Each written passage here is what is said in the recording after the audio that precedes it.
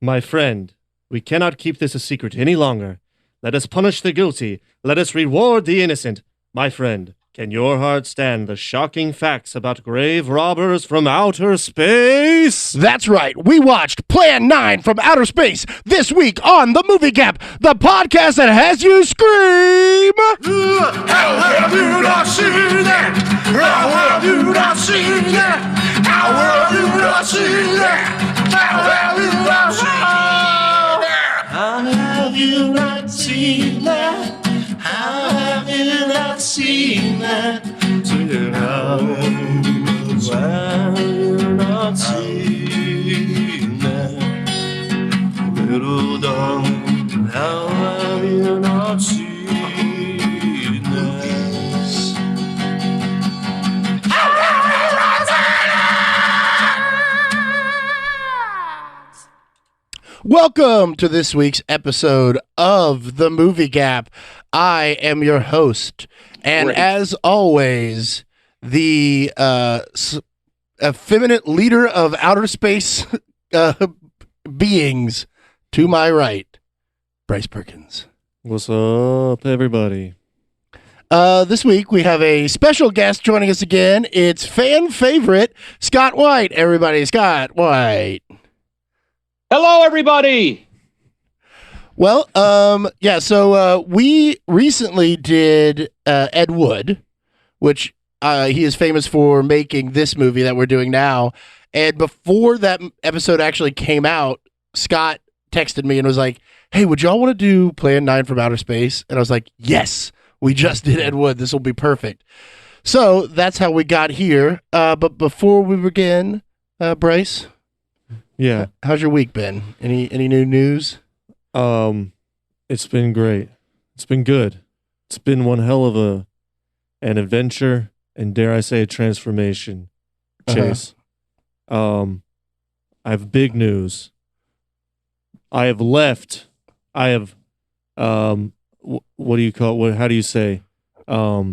Recanted my affiliation with the Jehovah's Witness Protection Program. Oh, wow. I'm free again. I'm free again. Is that why you're wearing the white mask now instead of the fancier one that you had on the last couple of weeks? Was that part of the religion, I think? You could say that. I do feel like I'm more pure now. Yeah. I do, yes. Okay. Because I am bound by no God. I am bound by no deity. So what happened? What made you decide to leave? Turns out I had my handler he's dead. He died. I figured that. You did? Yeah. You knew this the whole time. You were already pretty thinking much. that? You should not inject coffee into somebody's veins. That will kill them. So you having done that and then him dying. That's alleged. The trials, we're still running trials on that. Okay, So still running trials. You were arrested or trials of? I'm running trials. Oh, so Where exactly was the injection point? It just depends. Both times I did this for the person that I cared about to help wake them up.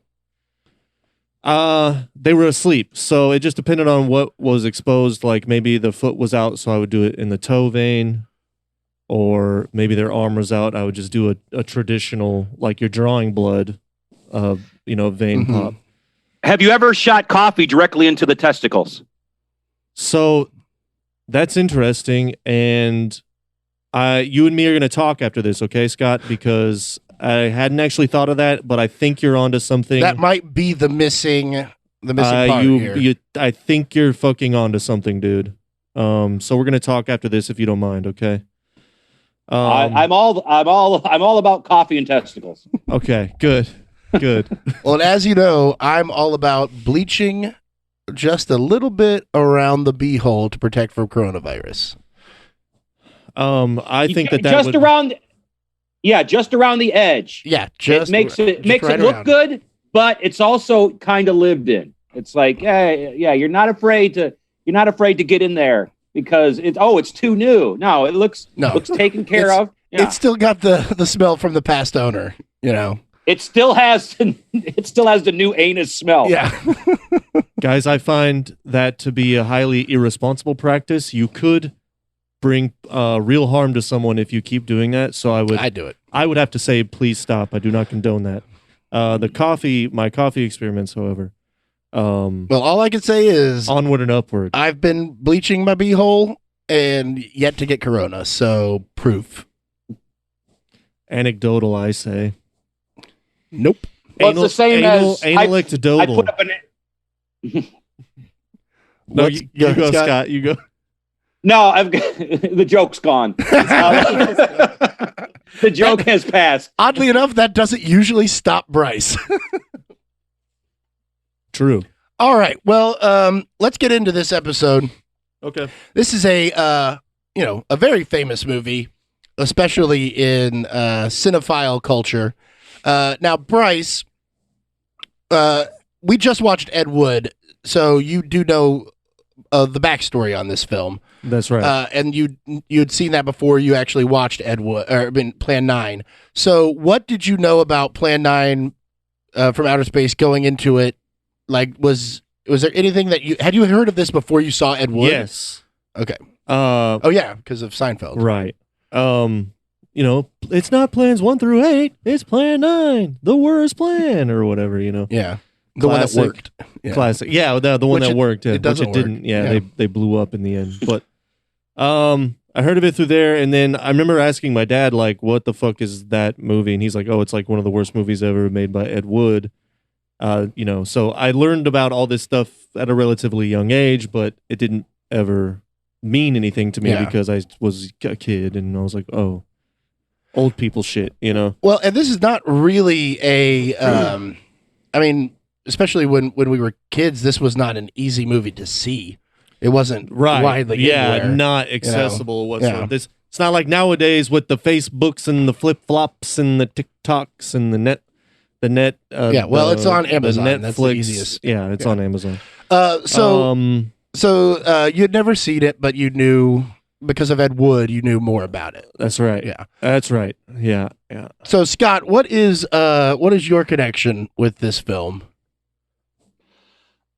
Well, my connection with this film is, well, I'm a bad movie guy, because Chase, I know you're a big fan of Troll 2. Yeah. Yes. And likewise, I have seen Troll 2. Yeah. Yes. This is the grandfather. Ed Wood is the grandfather of all these B movies. Troll 2, Samurai Cop, The Room. And it was, to me, the connection is this guy, he loved making movies, but he was awful at it.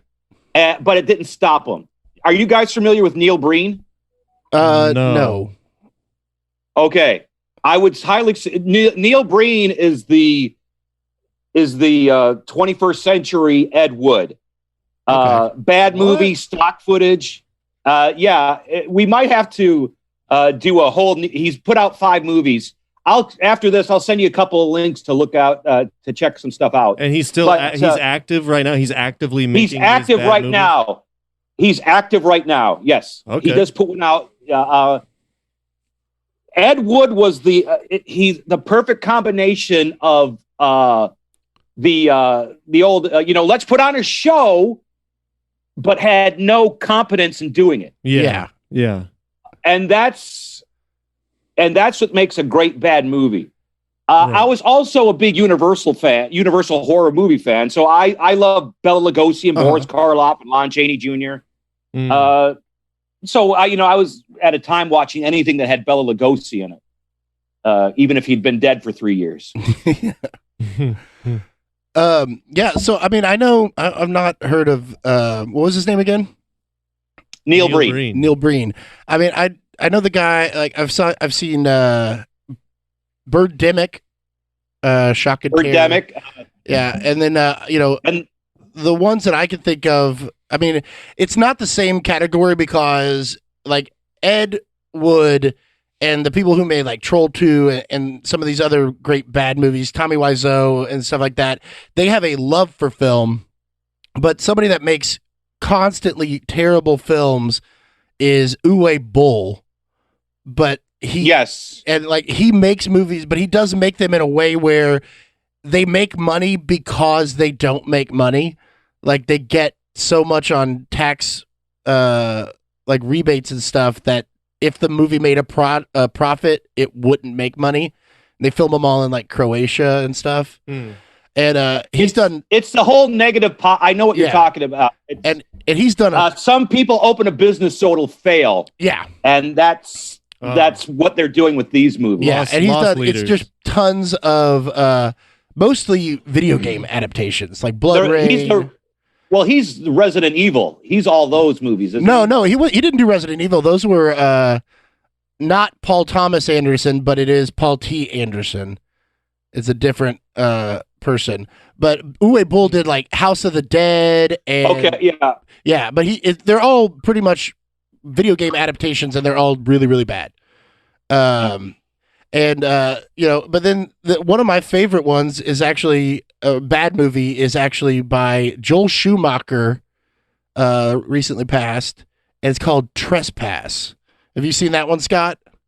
I have not. With Nicolas Cage and say no more. Nicole Kidman, and it is fascinating. But one of the things that I find like Trespass and Troll 2 and that this one doesn't do is that those movies are really bad, but they don't suffer from the like fatigue that this one does.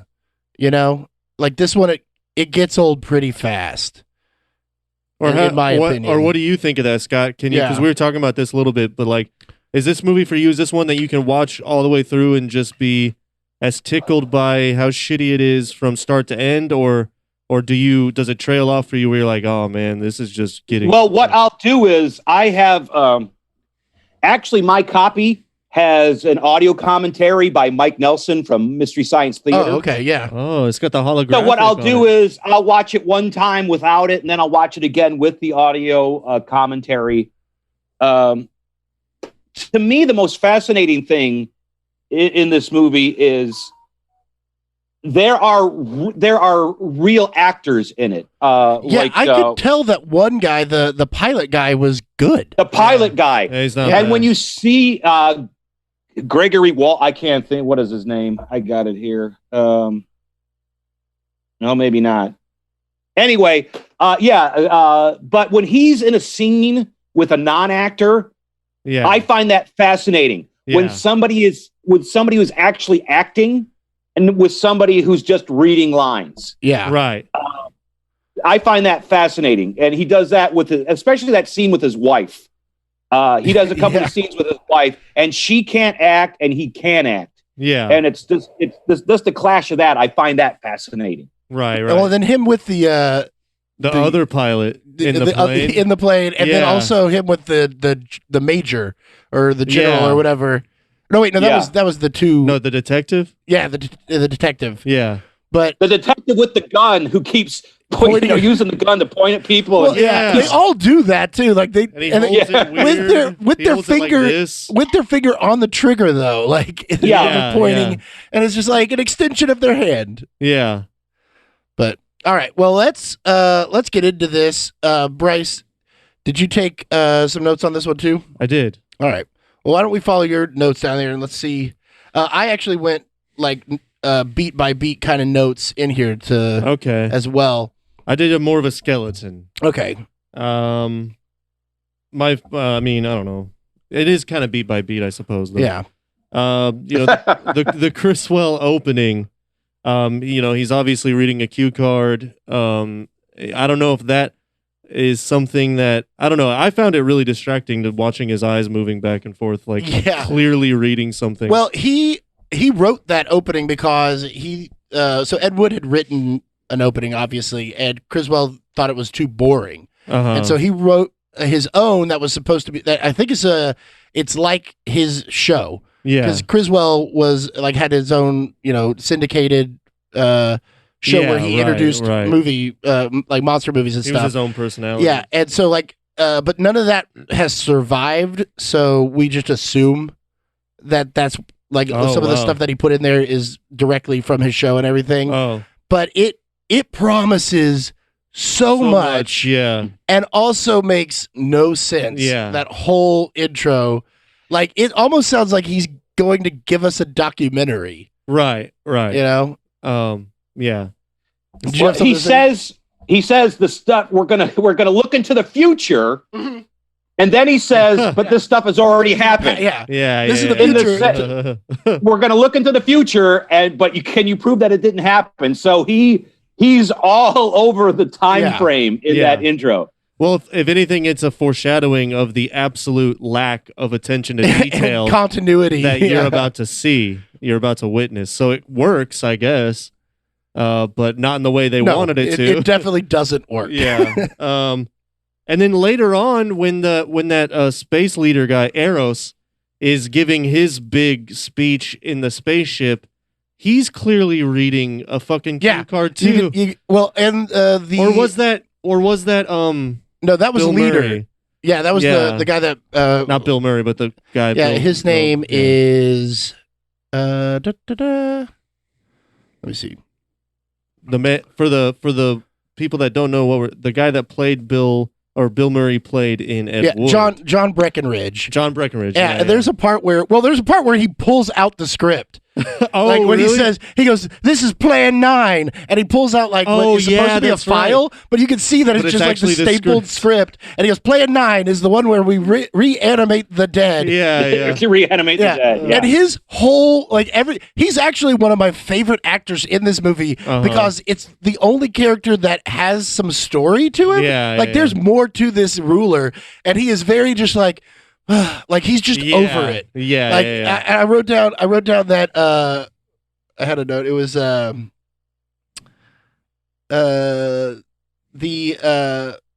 was something. The king of the aliens is a sassy queen wearing a child's knight's costume. Yeah. So No, wait, that was a review thing? that's what I said. Oh, that's what you said. Yeah, what I was watching, it was Yeah. like this: the king of the aliens is just this sassy queen, but he's wearing a knight costume for like an 8-year-old. So much sass for an alien. He's a Galilean. Yeah, he's a Galilean. He's a Galilean. Yeah.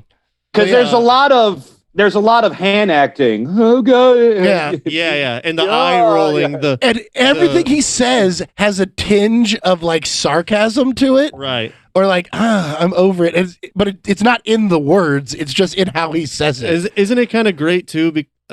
Because it's so relatable for like, I think especially us three, like anyone that's been involved in any kind of acting or theater or, stage performance community knows a guy like that. You know what I mean? Yeah. Like there's or a person like that just is like, so like, oh, I don't, like in real life, they just fucking kind of act like that. I don't know. I maybe that's just me.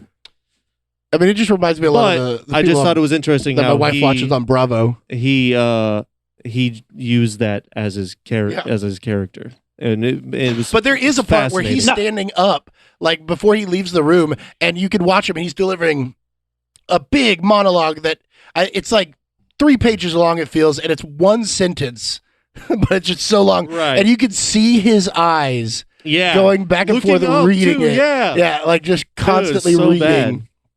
I felt like overall that this had the feel of watching a high school or bad community theater play, but on film.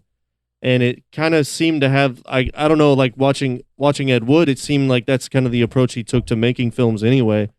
Because it just kind of felt like he was just kind of like, well, no, we don't need to actually have these things or actually show these things.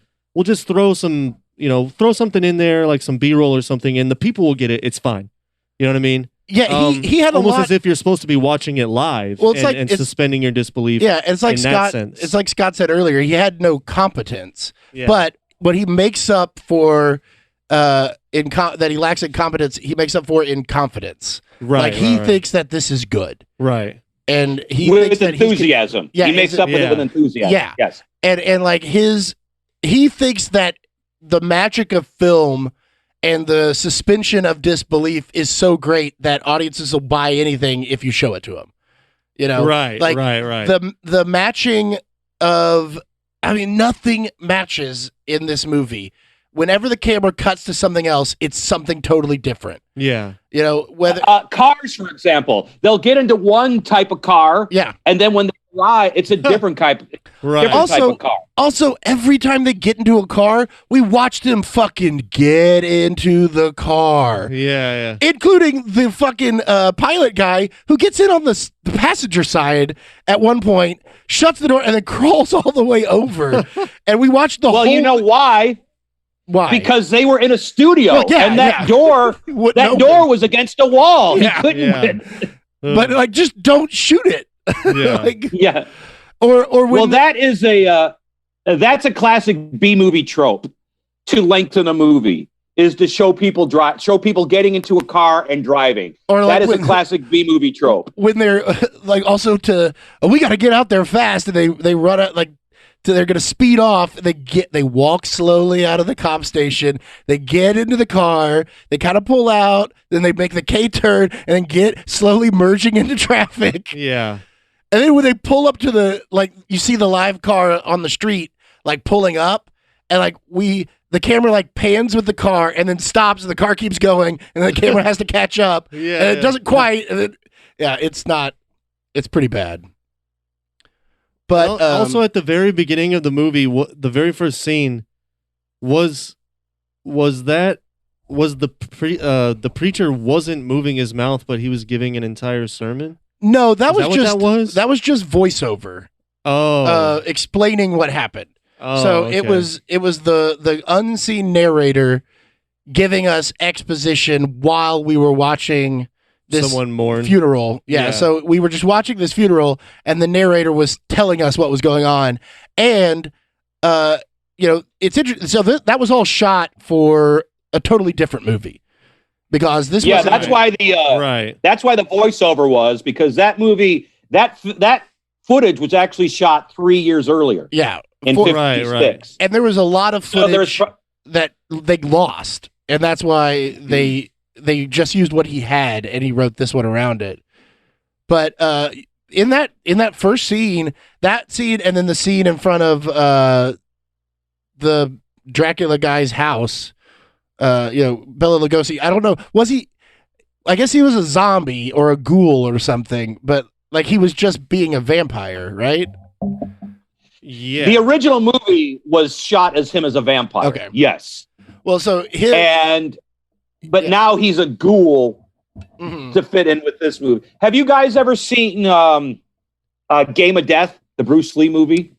Yes. No, I haven't seen Game of Death. Oh, I thought you had. No, but it's the one where he goes up the house and he has to fight a new guy every level. Yeah. And it was all every level. It was all footage that was shot for something else, right? Yes. And they did basically with that movie is the same thing they did with this movie. They took the remaining footage of Bruce Lee and then cobbled a movie around it with fake extras, guys that looked like Bruce Lee. So that's what they did with this movie. Ed Wood was banking.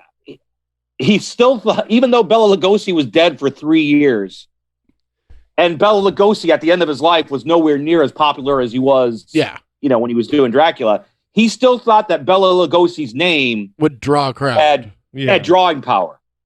And so that's why he put this into the movie. Yeah.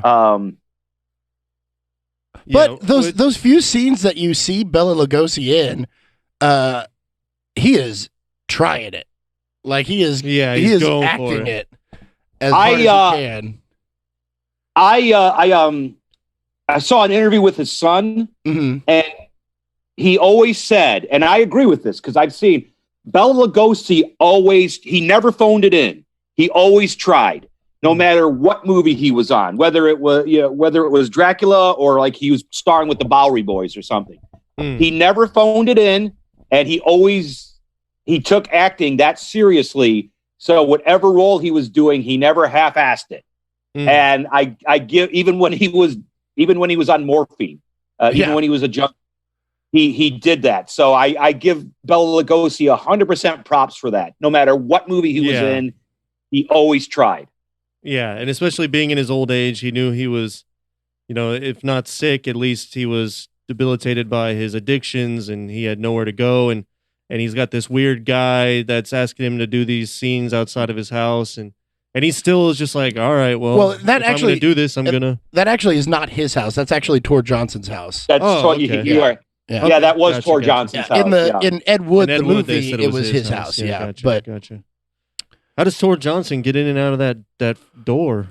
I don't know. Oh, but that brings me to one of the best and worst shots of the movie is Tor Johnson, not the grave collapsing on itself, but when he actually rises up, there's that great little shot of just like, it's framed so well, on like, you're right at that level, and he gets up and it should cut there because then it just, it's like super creepy, and then it's just a fat guy who can't get trying up. to wobble out of this box. You are 100% correct. It's lit well.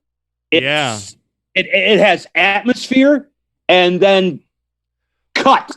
That's cut, and because then it's like. He's like cannot get out at all, and then they keep showing like the grave like collapsing in on itself. There's supposed to be him digging itself up. That's fine. When they cut back to it after it's empty and the headstone just falls in. Yeah. No, don't cut back. Why do you want that? Right. But I guess because they go like later on.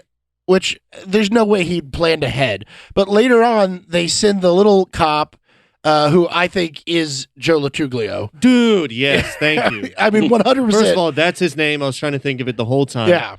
And yeah, dude, it's fucking He acts weird. and looks just like him. It's creepy. So weird. But they send the little guy into the grave, and they tell him to, like, read the name on the grave, which, like, on the coffin, which, I don't know, did they have graves on, or names on coffins back then?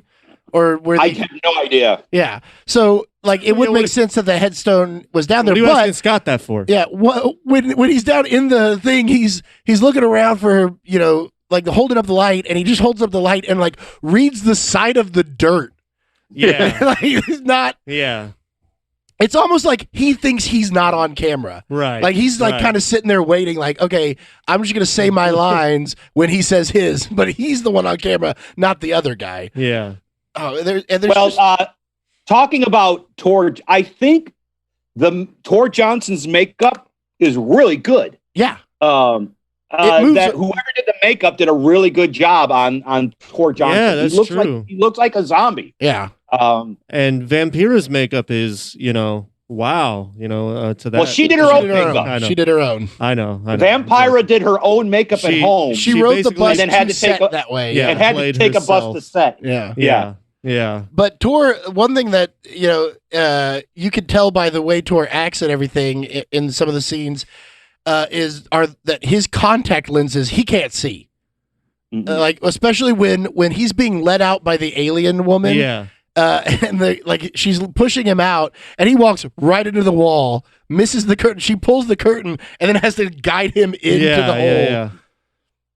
Oh, and then the cockpit set. So the curtain reminded me of this. You got the cockpit set, which is two like cardboard steering wheels for this giant plane. Yes, dude, those steering. That was one of my notes. Yeah. Yeah, but dude, you can see the base of it too, and so they put like this like hint of a curvature like around the door frame, and then when the aliens exit the mothership place where they're talking to leader, I think is what they call him, a ruler. They exit. And they're outside of the thing where you can see the curtain or whatever, and it's clearly the cockpit without the model over it. It's just the same curtain, the same wall. But yeah, those fucking cardboard cutout steering wheels was just that they never touch. Like they touch like once maybe, and it's just such a beautiful. And then when they first see the we got to talk about the flying saucers, right? I mean, that's iconic in how bad that is, isn't it? Those are actual, like, off-the-shelf models that he bought. Really? And then he glued a little brick to one of them to match. Amazing this, he actually thought enough to match, but to match the set of the bottom of the flying saucer that's in the graveyard. I have seen those flying saucers. Oh, really? The actual ones that were used in, they have them at the EMP Museum in Seattle. Oh, okay. Yeah, I saw at least one of them. Well, it's just great because you can see the fish wire. Yeah. And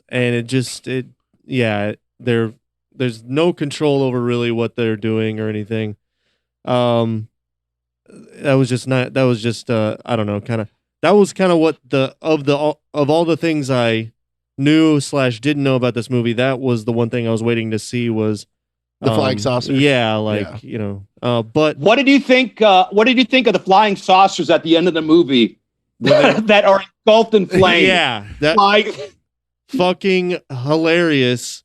It was yes. And also just kind of awesome to see because I don't know, it was like watching an episode of Mythbusters or something. Yeah. Because it was like you're just seeing a piece of hardware on fire and like it just kind of looks like a science experiment or something. Well, like but it's the way supposed that they to be you could tell they're saucer about on to blow strings, up. like they have no like forward propulsion or anything. You could just see them swinging. Yeah, like, even when they're coming out of that giant totally space affected nipple by gravity. They got that giant space nipple that is the main their main station just looks like a big old boob floating out in space. Right. But like they're floating out of it and they all seem to be caught by wind in space because they just like, whoa. Yeah, they're definitely not under their own control.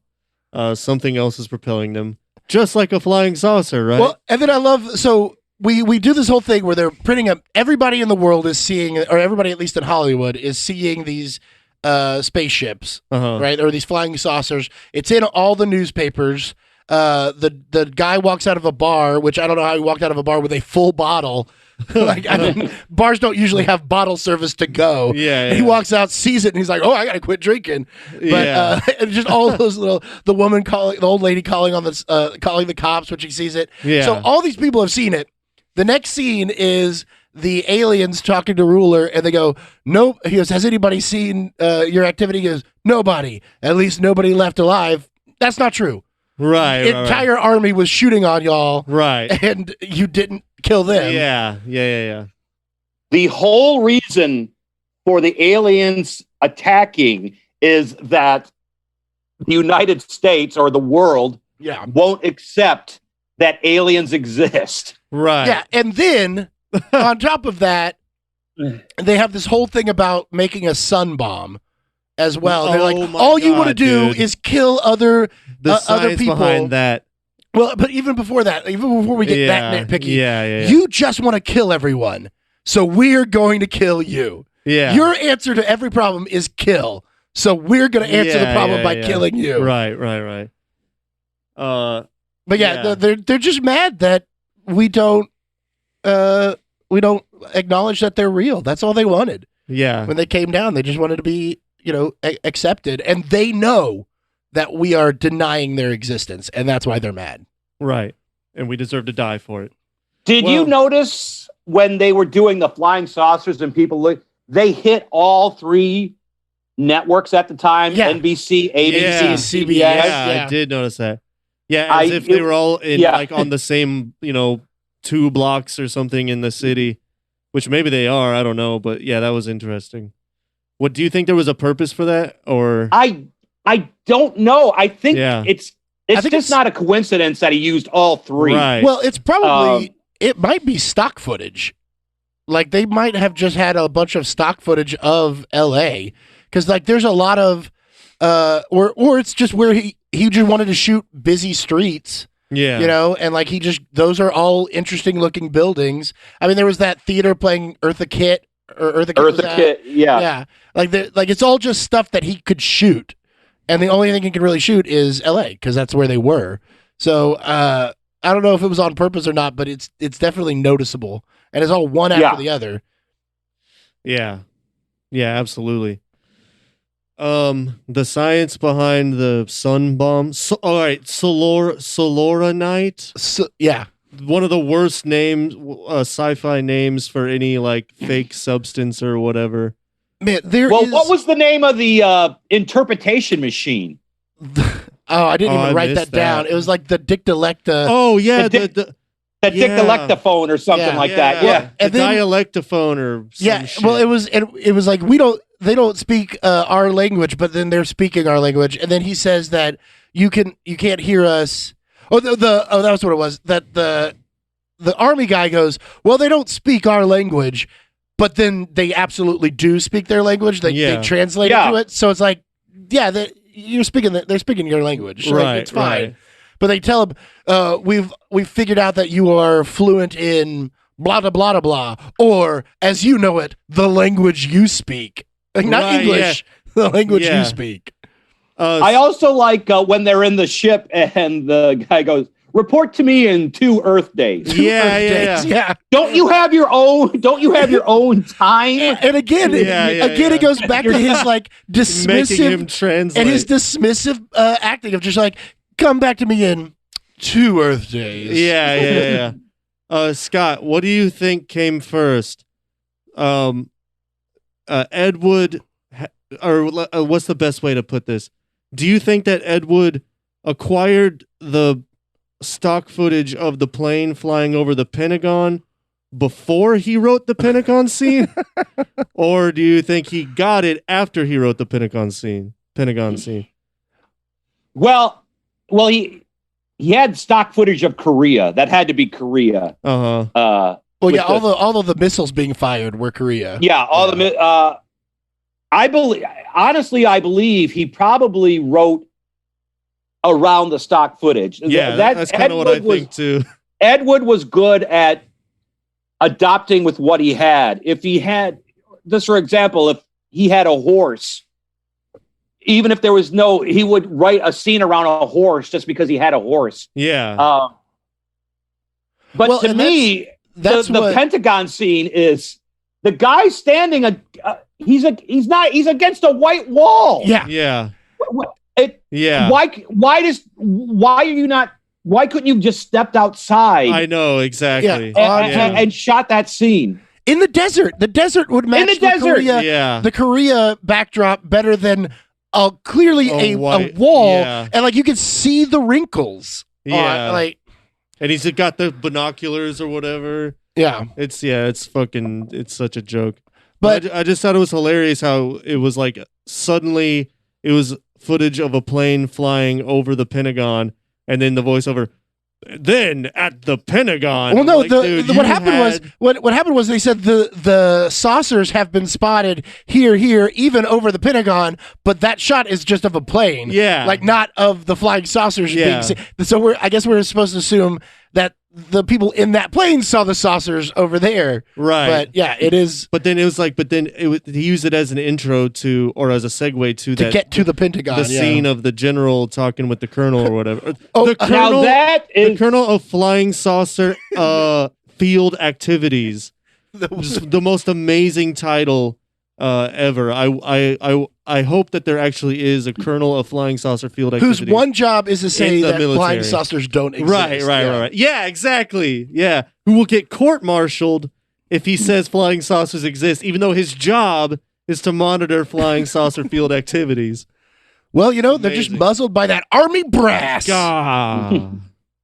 Now, that scene between the general and the colonel, those were 2 character actors. Yeah. They both, the dialogue is awful, and it's what they have to say is terrible.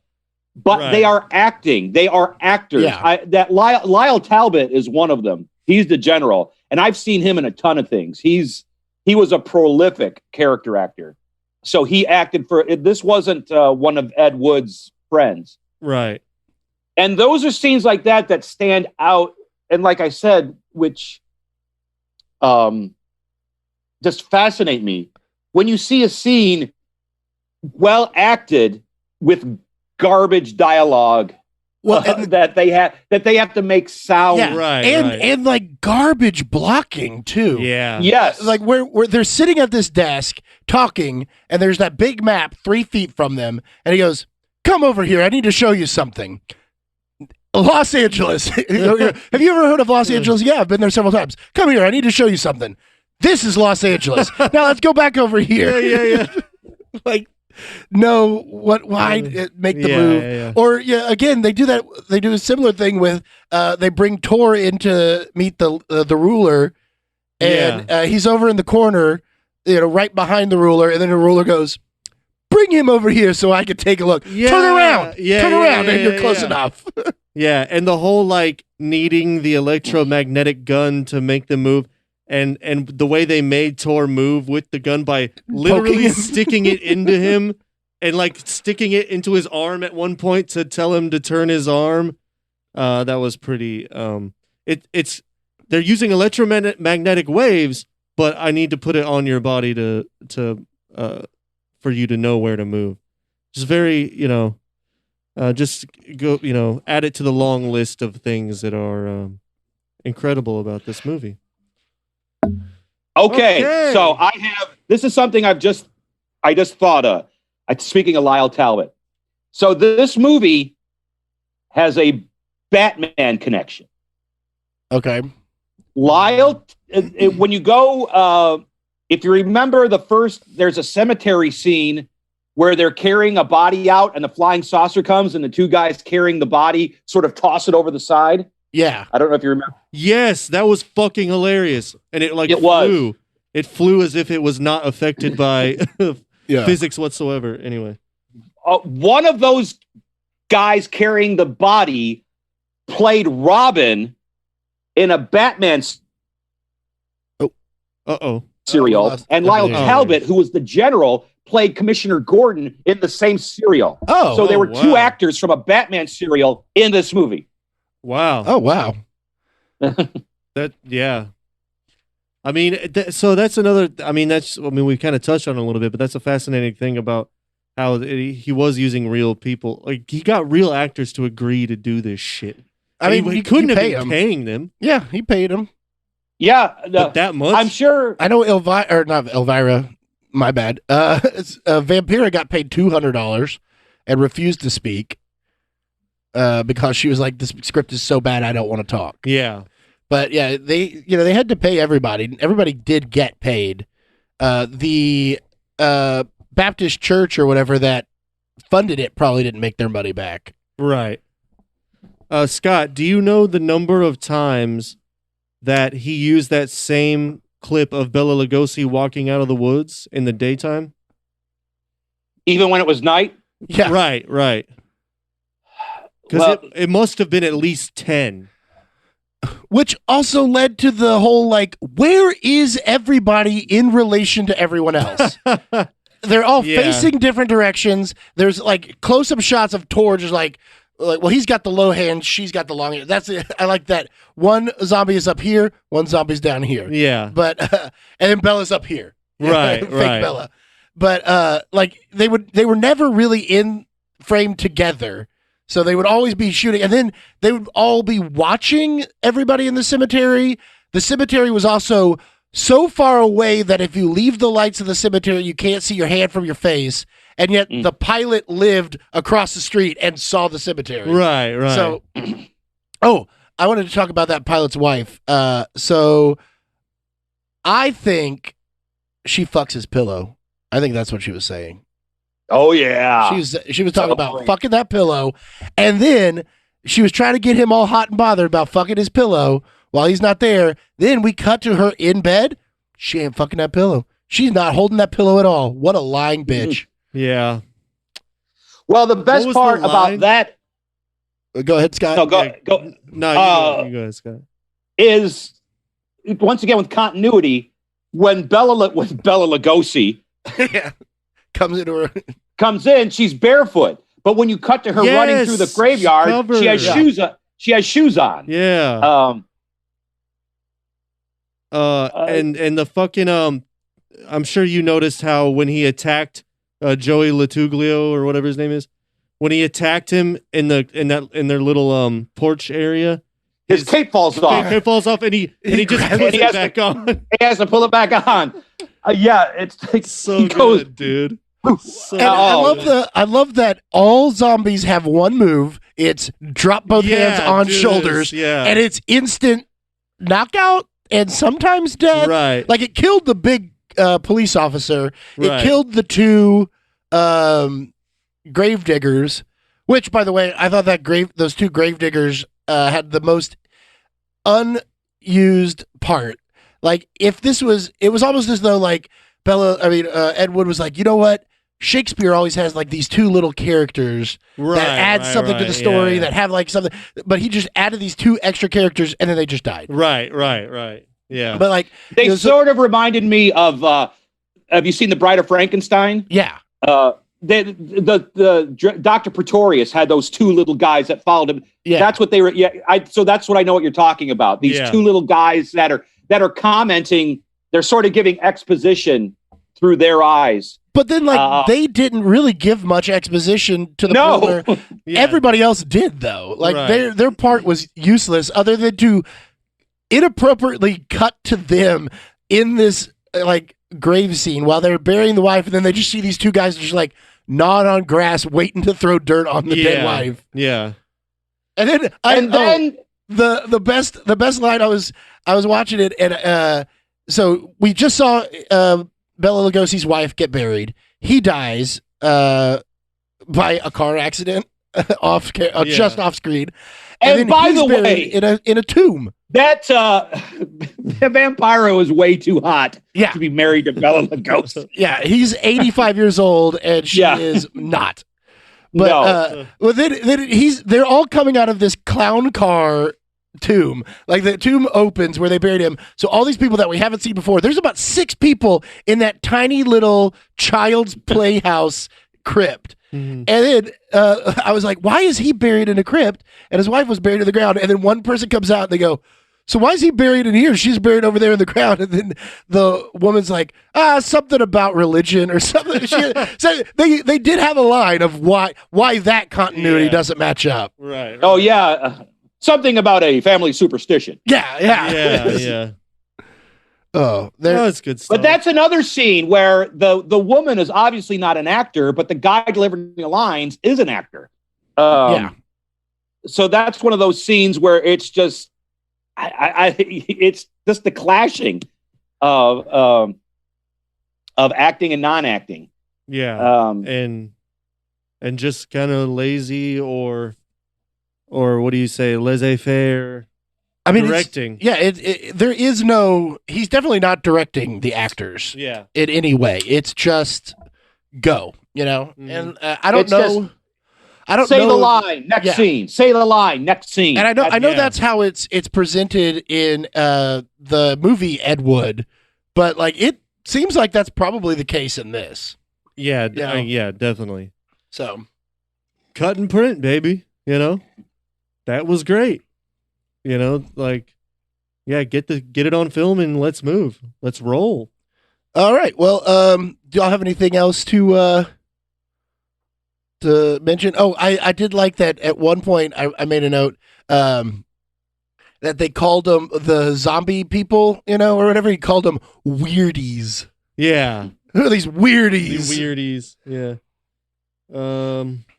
Well, I get what we were talking about how his enthusiasm overrode his talent. Yeah. And we were talking, I'm sure we were talking about the real actors on here. It's just, well, this is a paycheck. I'll be shooting a Western next week. Yeah. Right. And nobody's going to see this. But for his crew, his people, the ones, I'm sure that enthusiasm was infectious at that. It's like, I'm in a movie I'm in Hollywood. Yeah, absolutely. Yeah. To them, it was probably just the funnest time they've had in their lives. Right. And with the other actors, it's like, well, I got to be done by 5 because I'm doing the Jack Benny show. I'm playing a cop on that. But for Tor Johnson, I mean, he was a professional wrestler, but which is not, especially back then, did not make any money. It's like, so he's this big fat Swedish guy. He's in a movie now. He's got a movie career because of Ed Wood. Like, that's exciting. Yeah. And I'm sure he thought it was a lark. He's like, well, I'm a wrestler. Yeah. But who else is going to put him in a movie? Well, it's like me being a comedian.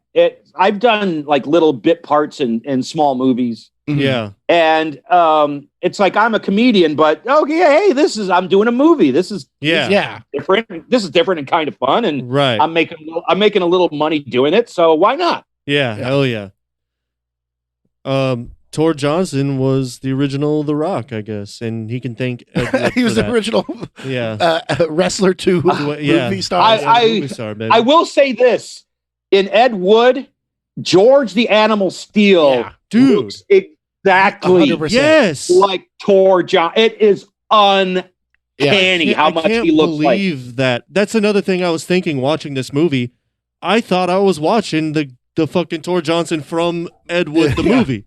It's fucking unreal how perfect that is. And George the Animal Steel. It's Steel. Gotta be a glitch in the Matrix. George the Animal Steel was a high school teacher up in where he lived in like Maine, and then did with that voice, the wrestling, and then did the wrestling circuit further south. Yeah, so that like people didn't know until he got bigger. Yeah, but yeah.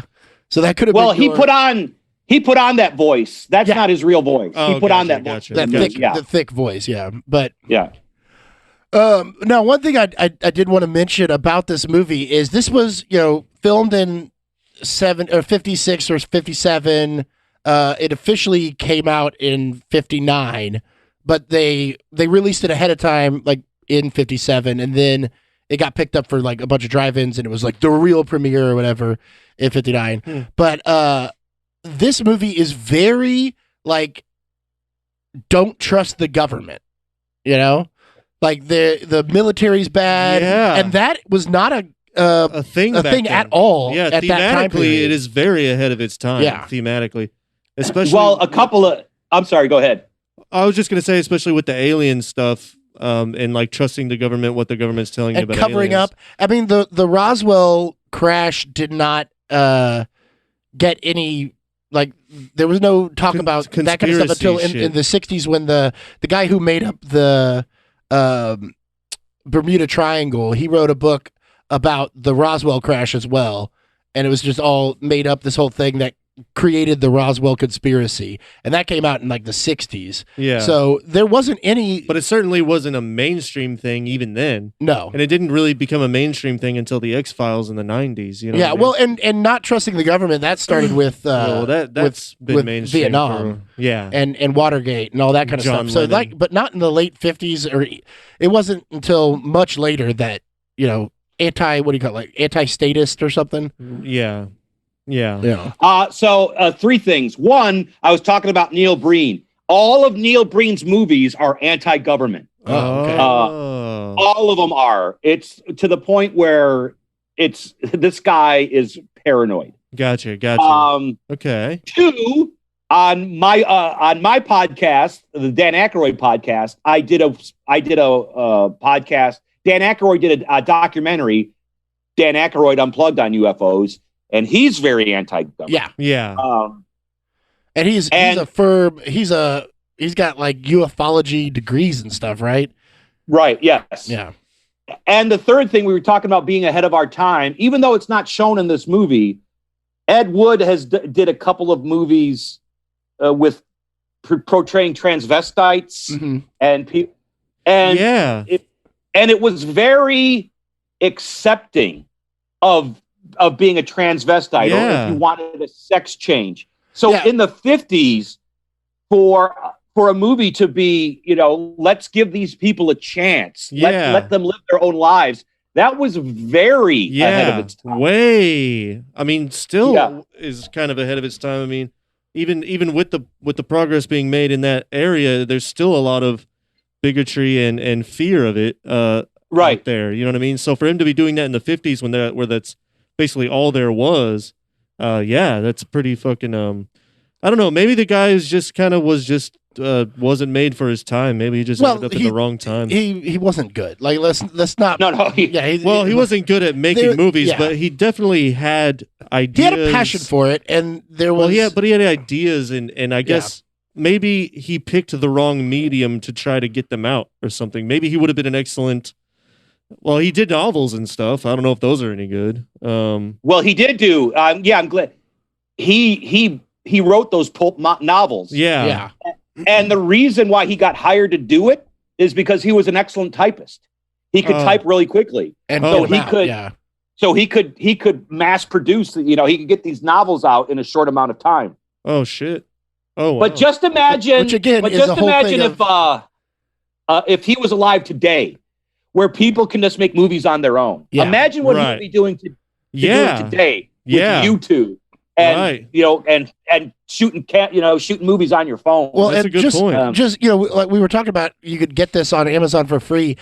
You look at Amazon, there are thousands and thousands of movies that you could get for free that are unwatchable, like just terrible stuff, and it's just content. All Amazon wants and Netflix, and like they don't care if the content's good. It's just cheap content that they can say we have this much. Like you're never gonna watch it all, and most of it you can't. Right. But like it's there. Right. And YouTube is just. I mean, this is going out on YouTube. Right. Podcasts are just content.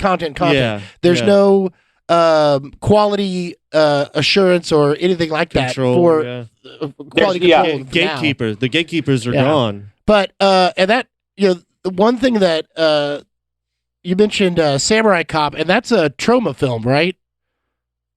Scott? I believe so, yeah. Yeah, and Trauma films take a lot of, like, all the way back from the late 70s and in the 80s. They were real big in the 80s. The Trauma films take a lot of what they do from how Ed Wood shot, with reusing footage, using stock footage. I know that, like I told you about it before, in Trauma films, there's the famous car flip that they shot once, and they try to put it in every movie. So, there's a lot that Ed Wood did, even though he was, he made these terrible movies and stuff, that has inspired people and is still used today. Right. So, say what you will about it. It's pretty, in the long term. He made an impact, and people are still talking about him years after his death. We've done just over 100 episodes, and none of them have come from anything before 1957. Right. So we're still talking about this guy this far in the future. Right. Well, I mean, that movie came out, Johnny Depp movie came out in 94. Yeah.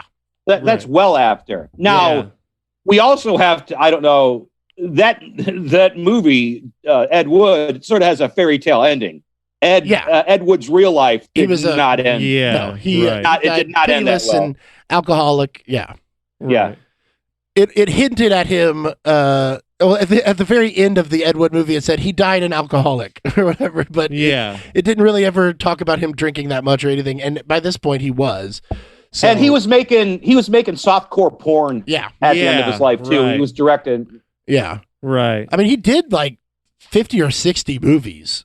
Like he did a ton of movies, especially for back then. Right. So, but they were all, unwatchable. Yeah. And wasn't this like kind of the last one before he started going into the porn and the Well, this was only his third movie. Yeah, he made like a Jailbait, and he made 2 or 3 after this. Okay, before he went. He made 3 with Bella. 2 with Bella. He made Glenn and Glenda. Yeah, and Bride of the Monster. Those actually had Bela Lugosi in them. Right, and then this movie had the stock footage. So every movie after that, he made Jailbait, Glenn or Glenda, and Bride of the Monster before this one. Those were his features that were before this. Then he made this, and then Night of the Ghouls. I mean, there's a bunch of them in here. But some of those ones ended up being basically titty movies. The Virgin Next Door and The Virgin Next Door Part 2. The Encyclopedia of Sex. Yeah, there's a lot of just titty movies that he did. Well, those started in those started in the late 60s. Yeah, and into the 70s. His soft porn. Yeah, into the 70s. Yeah. Well, those are basically drive-in movies. Yeah, they probably put them on a double feature with a horror movie and a softcore porn. And I can't wait to do one of those next. The next time we have you on, Scott, we'll do one of Ed Wood's porn movies. Porn movies. Actually, we should just do a podcast based on Ed Wood's porn career. This is porn directing. Beat by beat through Ed Wood's porn. Yeah. Get Wood with Ed Wood. Get Wood with Get that. Wood, It was yeah. right there. It was right There there. it is. All right. Well, Or just Ed's Wood. that about wraps it up with everything I needed to talk about. Did you have anything else to say, Bryce? Yeah, I think that. Well, doesn't Bryce have to rate this movie? Well, yeah, we're gonna get there. Oh, Okay, yeah, I'm sorry. yeah. I'll just say. I will just say finally about this movie that I think it's a fascinating snapshot into a time period. It'll make an interesting time capsule thousands of years down the road. And the fact, I think that like even another 100 years from now, people will be amazed that this many people got together and agreed to make something that was so obviously shitty.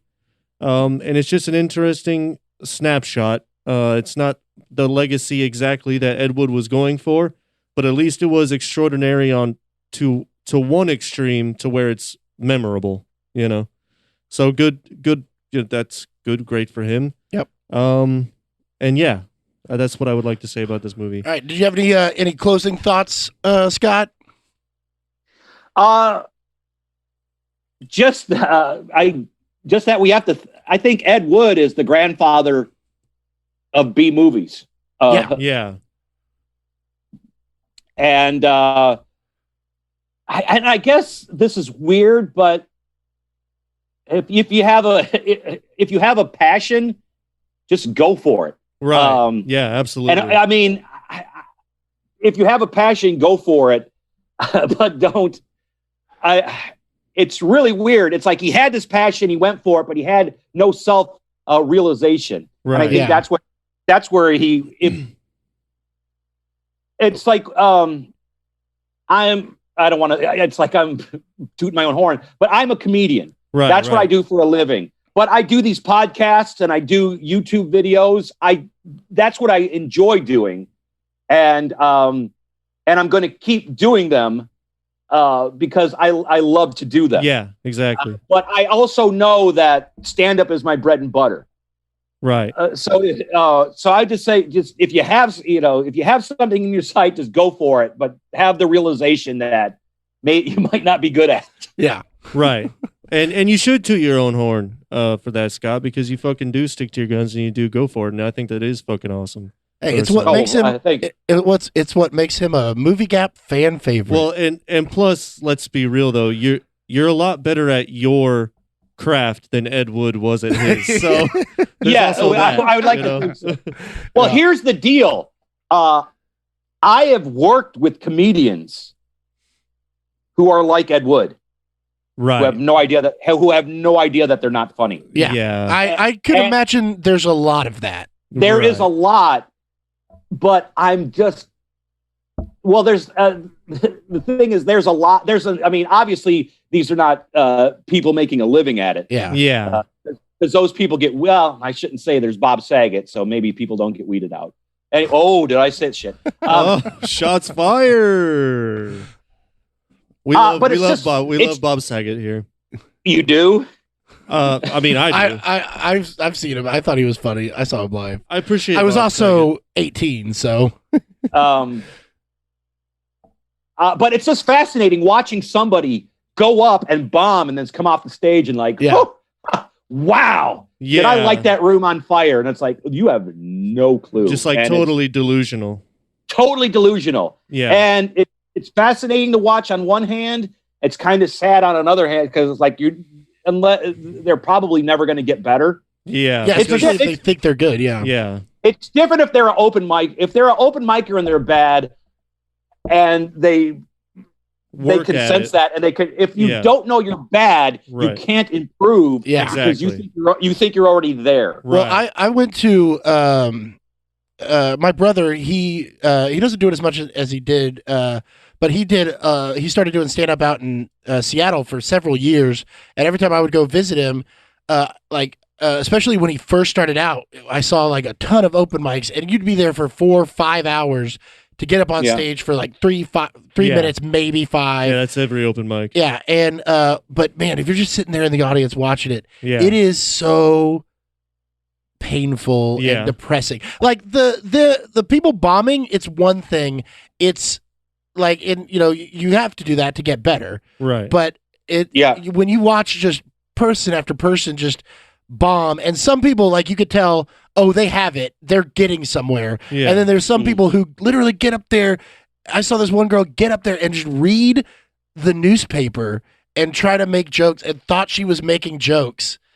It's just so sad sometimes.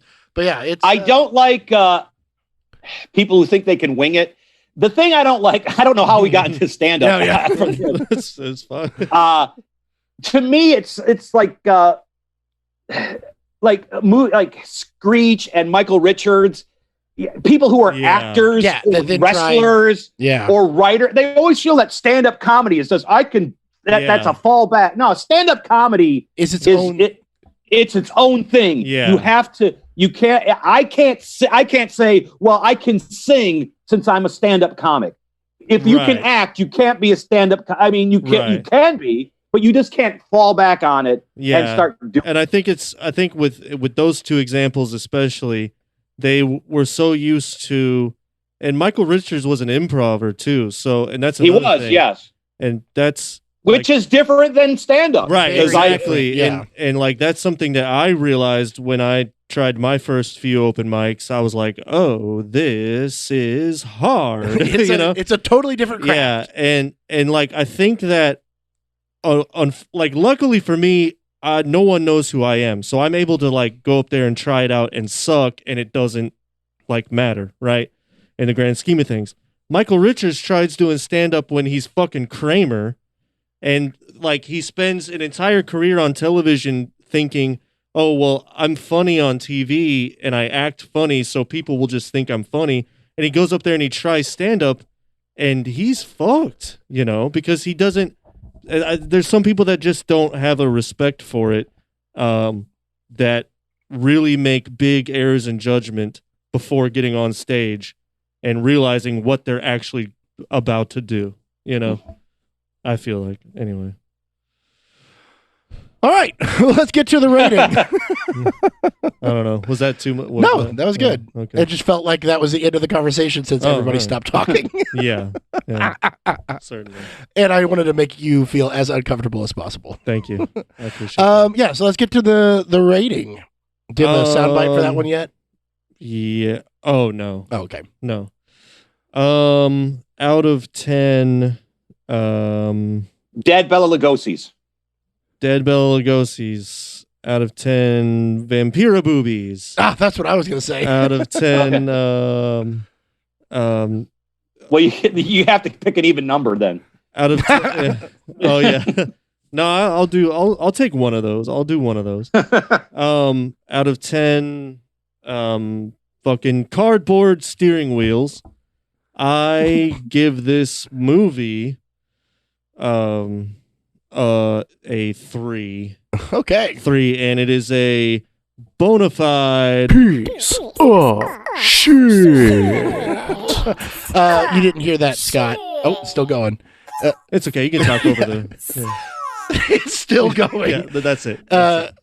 Bryce has his own little soundboard now, and when he hit that button, it said "piece of shit" a lot. So. Okay. Yeah.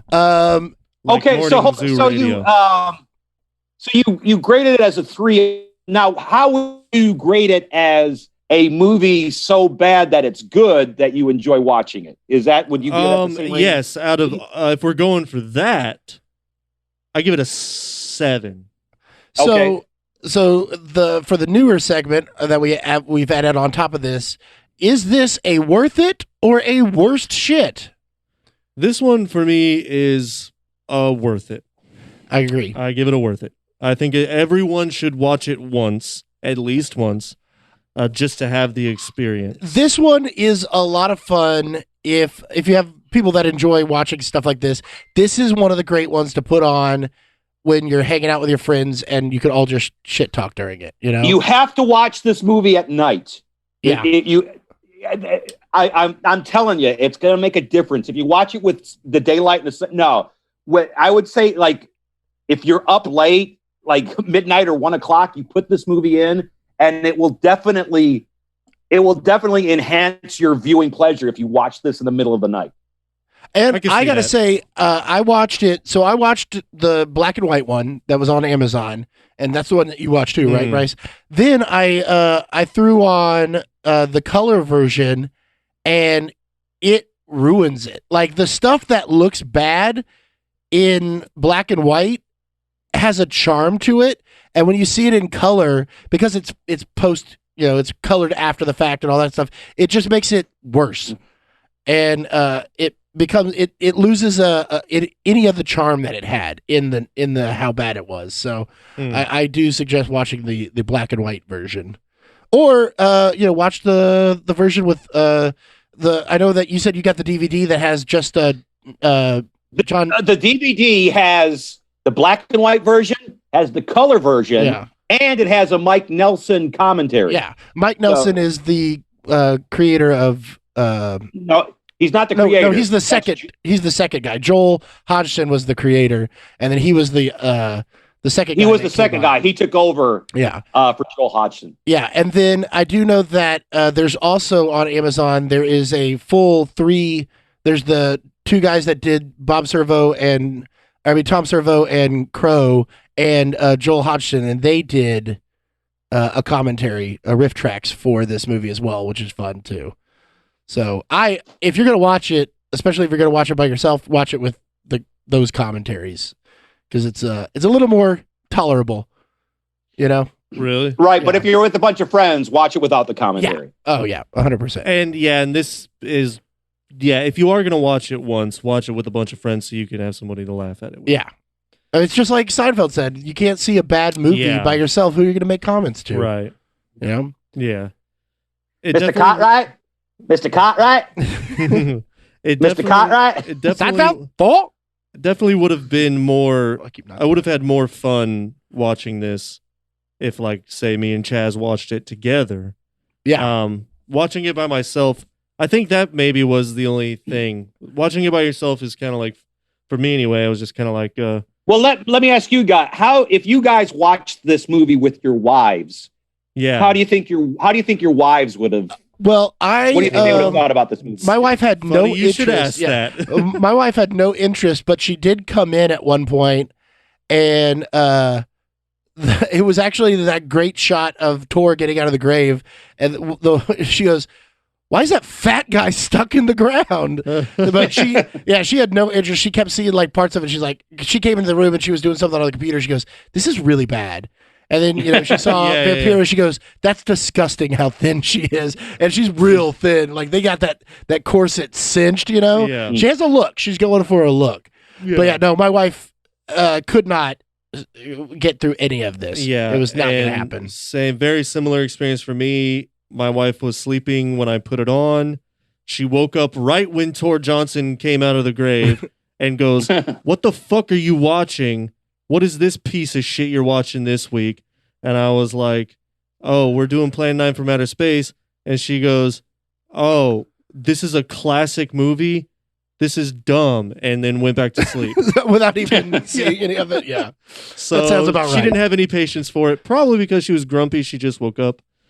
But I imagine though if like I gave her the whole spiel, explained why it's like this cult bad movie, she could probably enjoy it, sit down and having having a drink and laughing with me and stuff. My wife did not. I mean, she wouldn't even watch Starship Troopers, which is a highly watchable movie.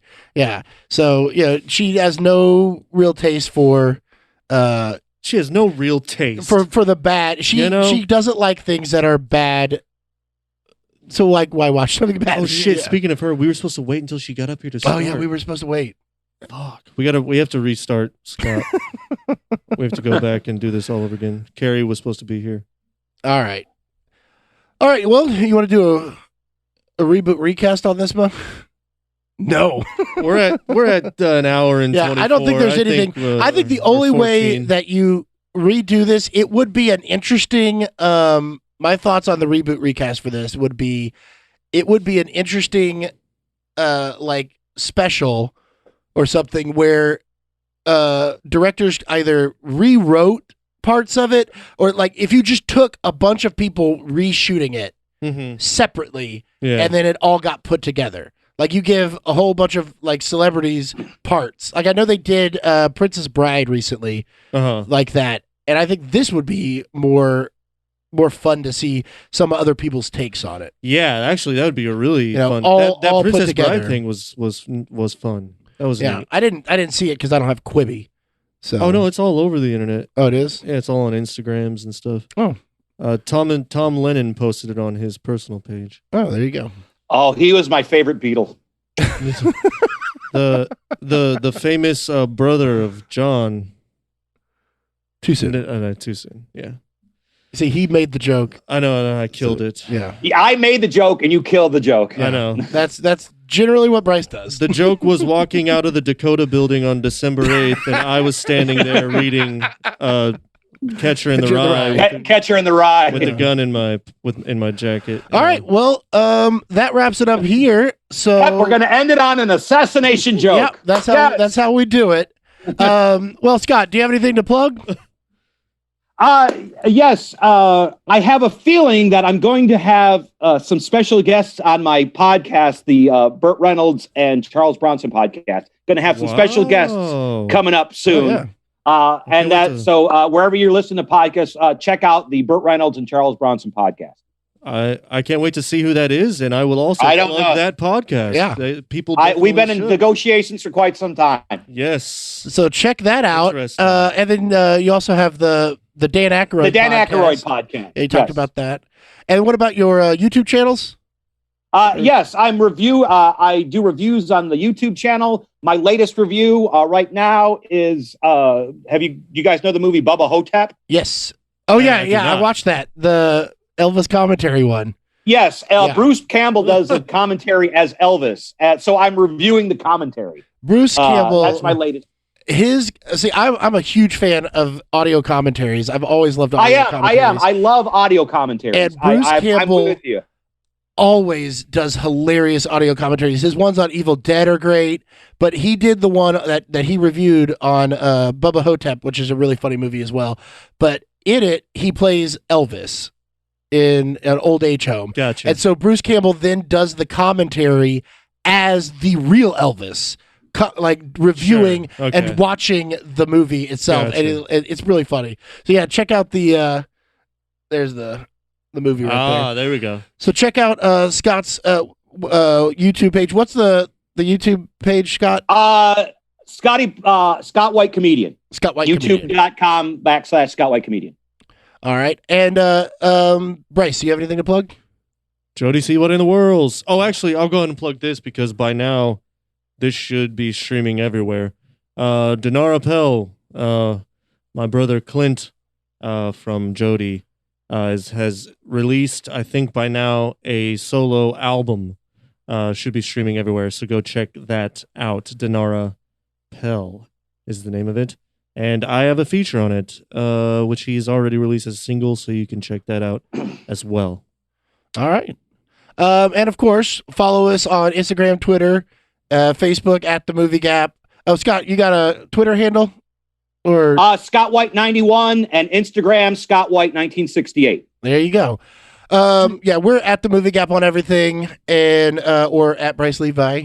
And yeah, and then our YouTube. If you have not checked out our YouTube page, we are now doing full HD videos, and they are. So let me ask you. So are you doing the YouTube and audio? So can you still get the? Okay. Yeah, we have not abandoned the This is first and foremost a audio podcast, but some people like to watch them, and we've been getting some positive feedback. Positive feed. There's a lot of people out there who don't really understand what a podcast is yet. So finding it on YouTube. What is that, like the radio? Yeah. Or if it's easier to just be able to tell people, well, just go to YouTube, right, and just watch it. Yeah, right. So. And that's what you could do. So let us know, and if always let us know your thoughts on past reboot recast. We didn't really do one today, but yeah, that's all I've got to say today. Anything else from anybody? Nope. I'm good. All right, I'm good. Well, until next time, Nom in Space.